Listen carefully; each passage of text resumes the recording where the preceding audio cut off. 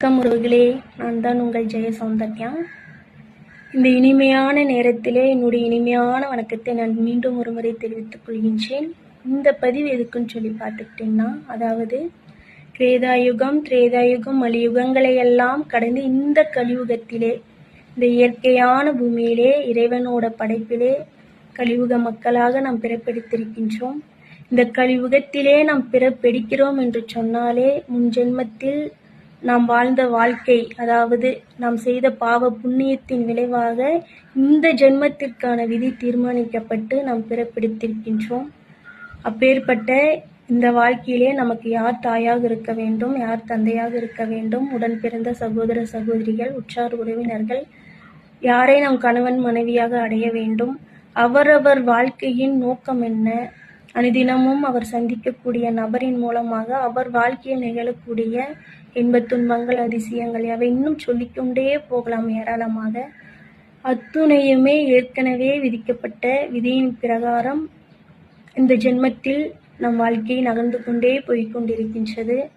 இப்பேற்பட்ட இந்த வாழ்க்கையிலே இந்த ஜென்மத்தில் நாம் வாழக்கூடிய வாழ்க்கையை பொறுத்தே அடுத்த ஜென்மத்தில் நம் பிறவி படைக்கப்படும்.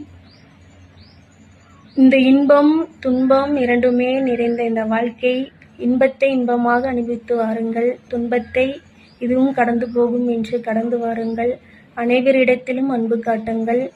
நாம் வாழக்கூடிய இந்த வாழ்க்கையிலே நாம் செய்யும் தப்பான ஒரு தவறுதலான ஒரு செயலை தப்பென்று சுட்டி காமிப்பதற்கும் தண்டிப்பதற்கும் தட்டளிப்பதற்கும் இறைவனுக்கு உரிமை உண்டாம். ஆனால் இந்த ஜென்மத்தில் நாம் செய்ய புண்ணியத்திற்கு நீ ஏன் இந்த புண்ணியத்தை செய்கிறாய் என்று கேட்பதற்கு இறைவனுக்கு கூட உரிமை இல்லையாம்.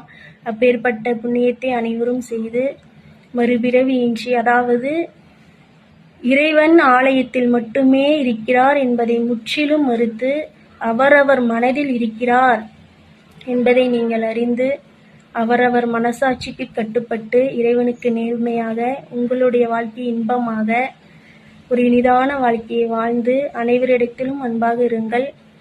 நமக்கு எதிரிலே இருப்பவர் எப்படி இருக்க வேண்டும் என்பது அது நமக்கு தேவையில்லை. நாம் அவரிடத்தில் எப்படி இருக்கிறோம் அதுதான் தேவை. அனைவரிடத்திலும் அன்பாக இருங்கள். மறுபிறவியின்றி எல்லாம் வல்ல அந்த ஈசன் பாதம் சேர வேண்டும் என்று அத்தனை பெயருமே மறுபிறவியின்றி எல்லாம் வல்ல ஈசன் பாதம் சேர வேண்டும் என்று சொல்லி ஈசனை வேண்டிக் கொள்கிறேன். மற்றொரு பதிவிலே மீண்டும் உங்களை நான் சந்திக்கின்றேன். நன்றி, வணக்கம்.